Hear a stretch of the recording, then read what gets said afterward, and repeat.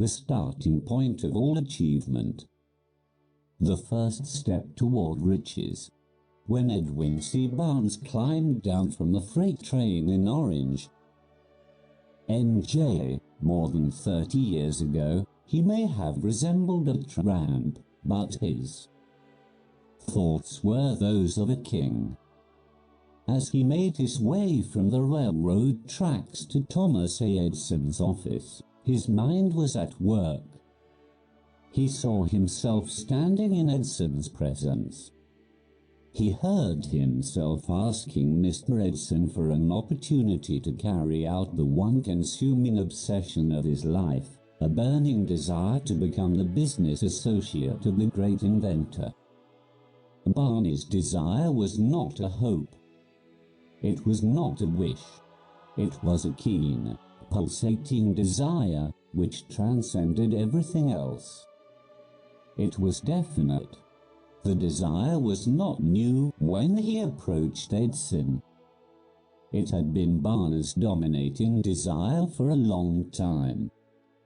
In the beginning, when the desire first appeared in his mind, it may have been, probably was, only a wish, but it was no mere wish when he appeared before Edison with it. A few years later, Edwin C. Barnes again stood before Edison, in the same office where he first met the inventor. This time his desire had been translated into reality. He was in business with Edison. The dominating dream of his life had become a reality. Today, people who know Barnes envy him because of the break life yielded him. They see him in the days of his triumph, without taking the trouble to investigate the cause of his success. Barnes succeeded because he chose a definite goal, placed all his energy, all his willpower, all his effort, everything back of that goal. He did not become the partner of Edison the day he arrived. He was content to start in the most menial work, as long as it provided an opportunity to take even one step toward his cherished goal.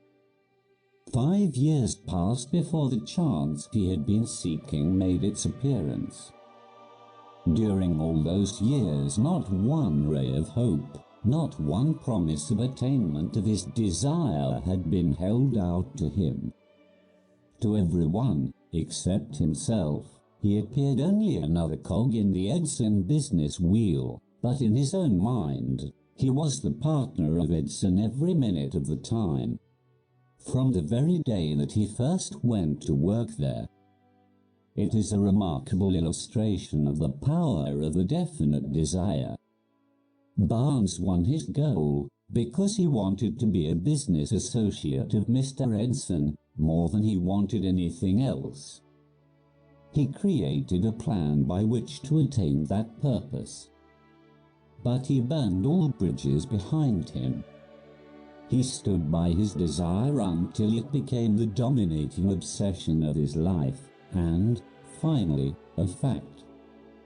When he went to Orange, he did not say to himself, "I will try to induce Edison to give me a job of some sort." He said, "I will see Edison and put him on notice that I have come to go into business with him." He did not say, "I will work there for a few months, and if I get no encouragement, I will quit and get a job somewhere else." He did say, "I will start anywhere. I will do anything Edison tells me to do, but before I am through, I will be his associate." He did not say, "I will keep my eyes open for another opportunity, in case I fail to get what I want in the Edison organization." He said, "There is but one thing in this world that I am determined to have, and that is a business association with Thomas A. Edison. I will burn all bridges behind me, and stake my entire future on my ability to get what I want." He left himself no possible way of retreat. He had to win or perish. That is all there is to the barn's story of success.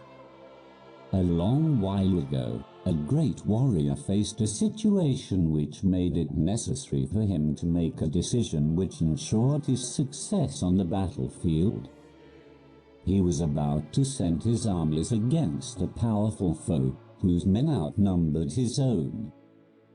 He loaded his soldiers into boats, sailed to the enemy's country, unloaded soldiers and equipment, then gave the order to burn the ships that had carried them. Addressing his men before the first battle, he said, "You see the boats going up in smoke.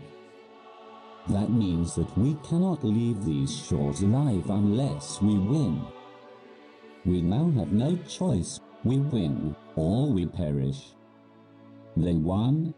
Every person who wins in any undertaking must be willing to burn his ships and cut all sources of retreat. Only by so doing can one be sure of maintaining that state of mind known as a burning desire to win, essential to success. The morning after the Great Chicago Fire, a group of merchants stood on State Street, looking at the smoking remains of what had been their stores. They went into a conference to decide if they would try to rebuild or leave Chicago and start over in a more promising section of the country. They reached a decision, all except one, to leave Chicago. The merchant who decided to stay and rebuild pointed a finger at the remains of his store and said, "Gentlemen, on that very spot I will build the world's greatest store, no matter how many times it may burn down." That was more than 50 years ago. The store was built. It stands there today, a towering monument to the power of that state of mind known as a burning desire. The easy thing for Marshall Field to have done would have been exactly what his fellow merchants did. When the going was hard and the future looked dismal, they pulled up and went where the going seemed easier. Mark well this difference between Marshall Field and the other merchants, because it is the same difference which distinguishes Edwin C. Barnes from thousands of other young men who have worked in the Edison organization. It is the same difference which distinguishes practically all who succeed from those who fail. Every human being who reaches the age of understanding of the purpose of money wishes for it. Wishing will not bring riches, but desiring riches with a state of mind that becomes an obsession, then planning definite ways and means to acquire riches, and backing those plans with persistence which does not recognize failure, will bring riches. The method by which desire for riches can be transmuted into its financial equivalent consists of 6 definite, practical steps, viz. First, fix in your mind the exact amount of money you desire. It is not sufficient merely to say, "I want plenty of money." Be definite as to the amount. Second, determine exactly what you intend to give in return for the money you desire. Third, establish a definite date when you intend to possess the money you desire. Fourth, create a definite plan for carrying out your desire and begin at once, whether you are ready or not, to put this plan into action. Fifth, write out a clear, concise statement of the amount of money you intend to acquire. Name the time limit for its acquisition. State what you intend to give in return for the money, and describe clearly the plan through which you intend to accumulate it. Sixth, read your written statement aloud, twice daily, once just before retiring at night, and once after arising in the morning. As you read, see and feel and believe yourself already in possession of the money. It is important that you follow the instructions described in these 6 steps. It is especially important that you observe and follow the instructions in the 6th paragraph. You may complain that it is impossible for you to see yourself in possession of money before you actually have it. Here is where a burning desire will come to your aid. If you truly desire money so keenly that your desire is an obsession, you will have no difficulty in convincing yourself that you will acquire it. The object is to want money, and to become so determined to have it that you convince yourself you will have it. Only those who become money conscious ever accumulate great riches. Money consciousness means that the mind has become so thoroughly saturated with the desire for money that one can see oneself already in possession of it. To the uninitiated, who has not been schooled in the working principles of the human mind, these instructions may appear impractical. It may be helpful to all who fail to recognize the soundness of the 6 steps to know that the information they convey was received from Andrew Carnegie, who began as an ordinary laborer in the steel mills, but managed, despite his humble beginning, to make these principles yield him a fortune of considerably more than $100 million. It may be of further help to know that the 6 steps here recommended were carefully scrutinized by the late Thomas A. Edison, who placed his stamp of approval upon them as being not only the steps essential for the accumulation of money, but necessary for the attainment of any definite goal. The steps call for no hard labor. They call for no sacrifice. They do not require one to become ridiculous or credulous.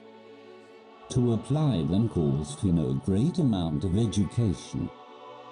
But the successful application of these 6 steps does call for sufficient imagination to enable one to see and to understand that accumulation of money cannot be left to chance, good fortune, and luck. One must realize that all who have accumulated great fortunes first did a certain amount of dreaming, hoping, wishing, desiring, and planning before they acquired money. You may as well know, right here, that you can never have riches in great quantities unless you can work yourself into a white heat of desire for money and actually believe you will possess it. You may as well know, also, that every great leader, from the dawn of civilization down to the present, was a dreamer. Christianity is the greatest potential power in the world today, because its founder was an intense dreamer who had the vision and the imagination to see realities in their mental and spiritual form before they had been transmuted into physical form. If you do not see great riches in your imagination, you will never see them in your bank balance. Never in the history of America has there been so great an opportunity for practical dreamers as now exists. The 6-year economic collapse has reduced all men, substantially, to the same level. A new race is about to be run. The stakes represent huge fortunes which will be accumulated within the next 10 years. The rules of the race have changed, because we now live in a changed world that definitely favors the masses. Those who had but little or no opportunity to win under the conditions existing during the Depression, when fear paralyzed growth and development. We who are in this race for riches should be encouraged to know that this changed world in which we live is demanding new ideas, new ways of doing things, new leaders, new inventions, new methods of teaching, new methods of marketing, new books, new literature, new features for the radio, new ideas for moving pictures. Back of all this demand for new and better things, there is one quality which one must possess to win, and that is definiteness of purpose, the knowledge of what one wants, and a burning desire to possess it. The business depression marked the death of one age and the birth of another. This changed world requires practical dreamers who can and will put their dreams into action. The practical dreamers have always been and always will be the pattern makers of civilization. We who desire to accumulate riches should remember the real leaders of the world always have been men who harnessed and put into practical use the intangible, unseen forces of unborn opportunity, and have converted those forces into skyscrapers, cities, factories, airplanes, automobiles, and every form of convenience that makes life more pleasant. Tolerance and an open mind are practical necessities of the dreamer of today. Those who are afraid of new ideas are doomed before they start. Never has there been a time more favorable to pioneers than the present. True, there is no wild and woolly West to be conquered, as in the days of the covered wagon. But there is a vast business, financial, and industrial world to be remolded and redirected along new and better lines. In planning to acquire your share of the riches, let no one influence you to scorn the dreamer. To win the big stakes in this changed world, you must catch the spirit of the great pioneers of the past, whose dreams have given to civilization all that it has of value. The spirit which serves as the lifeblood of our own country, your opportunity and mine, to develop and market our talents. Let us not forget, Columbus dreamed of an unknown world, staked his life on the existence of such a world, and discovered it. Copernicus, the great astronomer, dreamed of a multiplicity of worlds, and revealed them. No one denounced him as impractical after he had triumphed. Instead, the world worshipped at his shrine, thus proving once more that success requires no apologies, failure permits no alibis. If the thing you wish to do is right, and you believe in it, go ahead and do it. Put your dream across, and never mind what they say if you meet with temporary defeat, for they, perhaps, do not know that every failure brings with it the seed of an equivalent success. Henry Ford, poor and uneducated, dreamed of a horseless carriage, went to work with what tools he possessed, without waiting for opportunity to favor him. And now evidence of his dream belts the entire earth. He has put more wheels into operation than any man who ever lived, because he was not afraid to back his dreams. Thomas Edison dreamed of a lamp that could be operated by electricity, began where he stood to put his dream into action, and despite more than 10,000 failures, he stood by that dream until he made it a physical reality. Practical dreamers do not quit. Whelan dreamed of a chain of cigar stores, transformed his dream into action, and now the United Cigar Stores occupy the best corners in America. Lincoln dreamed of freedom for the black slaves, put his dream into action, and barely missed living to see a united North and South translate his dream into reality. The Wright brothers dreamed of a machine that would fly through the air. Now one may see evidence all over the world that they dreamed soundly. Marconi dreamed of a system for harnessing the intangible forces of the ether. Evidence that he did not dream in vain, may be found in every wireless and radio in the world. Moreover, Marconi's dream brought the humblest cabin and the most stately manor house side by side. It made the people of every nation on earth backdoor neighbors. It gave the President of the United States a medium by which he may talk to all the people of America at one time and on short notice. It may interest you to know that Marconi's friends had him taken into custody and examined in a psychopathic hospital. When he announced he had discovered a principle through which he could send messages through the air without the aid of wires or other direct physical means of communication. The dreamers of today fare better. The world has become accustomed to new discoveries. Nay, it has shown a willingness to reward the dreamer who gives the world a new idea. The greatest achievement was, at first, and for a time, but a dream. The oak sleeps in the acorn. The bird waits in the egg, and in the highest vision of the soul, a waking angel stirs. Dreams are the seedlings of reality. Awake, arise, and assert yourself, you dreamers of the world. Your star is now in the ascendancy. The world depression brought the opportunity you have been waiting for. It taught people humility, tolerance, and open-mindedness.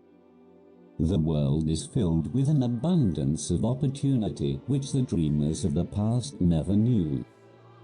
A burning desire to be and to do is the starting point from which the dreamer must take off.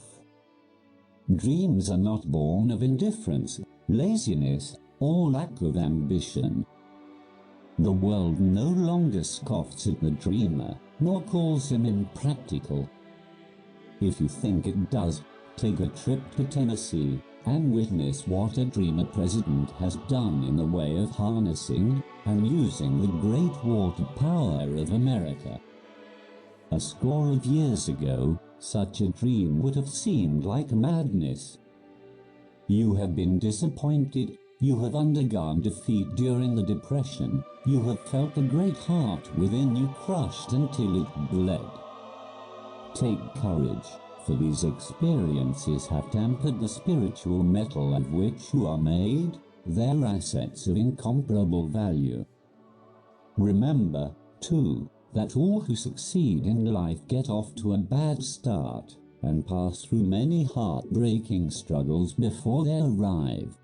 The turning point in the lives of those who succeed usually comes at the moment of some crisis through which they are introduced to their other selves. John Bunyan wrote The Pilgrim's Progress, which is among the finest of all English literature, after he had been confined in prison and sorely punished because of his views on the subject of religion. O. Henry discovered the genius which slept within his brain after he had met with great misfortune and was confined in a prison cell in Columbus, Ohio. Being forced, through misfortune, to become acquainted with his other self and to use his imagination, he discovered himself to be a great author instead of a miserable criminal and outcast. Strange and varied are the ways of life, and stranger still are the ways of infinite intelligence, through which men are sometimes forced to undergo all sorts of punishment before discovering their own brains and their own capacity to create useful ideas through imagination. Edison, the world's greatest inventor and scientist, was a tramp telegraph operator. He failed innumerable times before he was driven, finally, to the discovery of the genius which slept within his brain. Charles Dickens began by pasting labels on blacking pots. The tragedy of his first love penetrated the depths of his soul, and converted him into one of the world's truly great authors. That tragedy produced, first, David Copperfield, then a succession of other works that made this a richer and better world for all who read his books. Disappointment over love affairs generally has the effect of driving men to drink and women to ruin. And this, because most people never learn the art of transmuting their strongest emotions into dreams of a constructive nature. Helen Keller became deaf, dumb, and blind shortly after birth. Despite her greatest misfortune, she has written her name indelibly in the pages of the history of the great. Her entire life has served as evidence that no one ever is defeated until defeat has been accepted as a reality. Robert Burns was an illiterate country lad. He was cursed by poverty and grew up to be a drunkard in the bargain. The world was made better for his having lived, because he clothed beautiful thoughts in poetry, and thereby plucked a thorn and planted a rose in its place. Booker T. Washington was born in slavery, handicapped by race and color. Because he was tolerant, had an open mind at all times, on all subjects, and was a dreamer, he left his impress for good on an entire race. Beethoven was deaf, Milton was blind, but their names will last as long as time endures, because they dreamed and translated their dreams into organized thought. Before passing to the next chapter, kindle anew in your mind the fire of hope, faith, courage, and tolerance. If you have these states of mind, and a working knowledge of the principles described, all else that you need will come to you when you are ready for it. Let Emerson state the thought in these words: every proverb, every book, every byword that belongs to the afraid and comfort shall surely come home through open winding passages. Every friend whom not thy fantastic will, but the great and tender soul in thee craveth, shall lock thee in his embrace. There is a difference between wishing for a thing and being ready to receive it. No one is ready for a thing until he believes he can acquire it. The state of mind must be belief, not mere hope or wish. Open-mindedness is essential for belief. Closed minds do not inspire faith, courage, and belief. Remember, no more effort is required to aim high in life, to demand abundance and prosperity, than is required to accept misery and poverty. A great poet has correctly stated this universal truth through these lines: I bargained with life for a penny, and life would pay no more. However, I begged that evening when I counted my scantest store. For life is a just employer, he gives you what you ask. But once you have set the wages, why, you must bear the task. I worked for a menial's hire, only to learn, dismayed, that any wage I had asked of life, life would have willingly paid.